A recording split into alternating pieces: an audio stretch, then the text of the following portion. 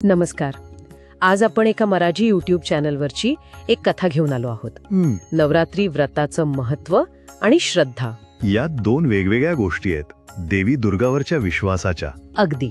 आणि त्यातून आपल्याला काय शिकायला मिळतं किंवा काय मुद्दे समोर येतात यावर जरा बोलूया. नक्कीच. तर पहिली गोष्ट हेमाची आहे. म्हणजे ती खूप गरीब आहे, पण देवीवर तिची श्रद्धा प्रचंड आहे. तिला एक बाबा भेटतात, साधू, आणि ते तिला नवरात्रीचं व्रत करायला सांगतात. ओके. नेहमीसारखं व्रत. हो, पण एक अट घालतात की घरातून कुणीही गरजू माणूस, भुकेला माणूस तसाच परत जाता कामा नये, विनमुख नाही. ही अट महत्वाची वाटतेय. म्हणजे व्रताला फक्त पूजेशी नाही जोडलं इथे. बरोबर. त्याला दानाची, करुणेची जोड दिली आहे. अगदी. आणि मग हेमा अगदी निष्ठेने ते व्रत करते. 9 दिवस पूजा, उपास सगळं. आणि त्या अटीचं काय? तेच तर, स्वतः इतकी गरीब असताना दारात तेच बाबा येतात परत, आणि ती त्यांना प्रेमाने पुरी चटणी खायला घालते. जेमतेम असेल तिच्याकडे, पण ती देते. अरे वा. म्हणजे इथे तिची खरी भक्ती दिसते, नाही का? हो ना. म्हणजे नुसती प्रार्थना नाही तर कृती. संकटात असूनही दुसऱ्याचा विचार करणं, हेच खरं तर. देवीला भावला असेल कथेनुसार. अगदी. आणि म्हणूनच कदाचित तिला फळ मिळतं. काय होतं मग?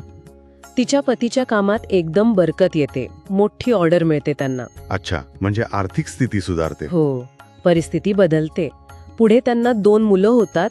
आणि गंमत म्हणजे ती दरवर्षी रामनवमीला मंदिरात अन्नदान करते.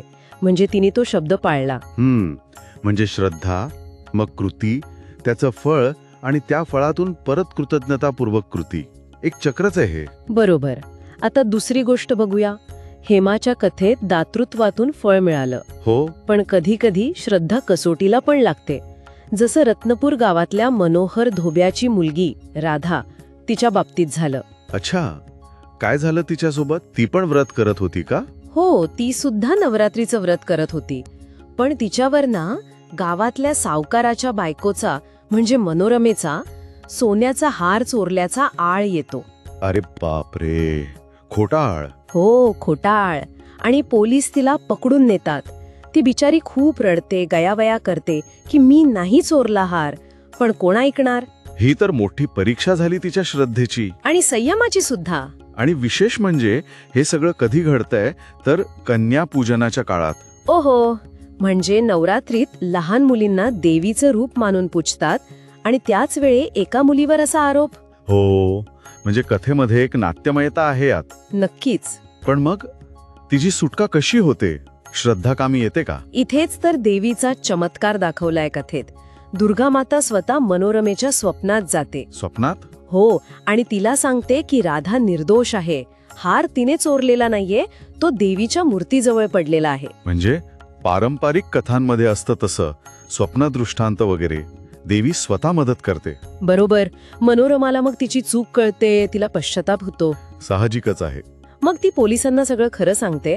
राधाची सुटका होते. मनोरमा तिची माफी मागते. आणि नुसती माफी नाही तर तिची कन्या म्हणून पूजा करते. अच्छा.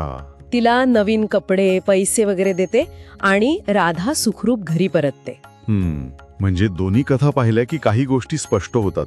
एकतर अतूट श्रद्धा, हो, दुसरं हेमाच्या गोष्टीतून दानाचं महत्व, म्हणजे कर्माचं महत्व, आणि तिसरं राधाच्या गोष्टीतून सत्याचं महत्व, आणि संकट आलं तरी विश्वास टिकून राहणं. बरोबर.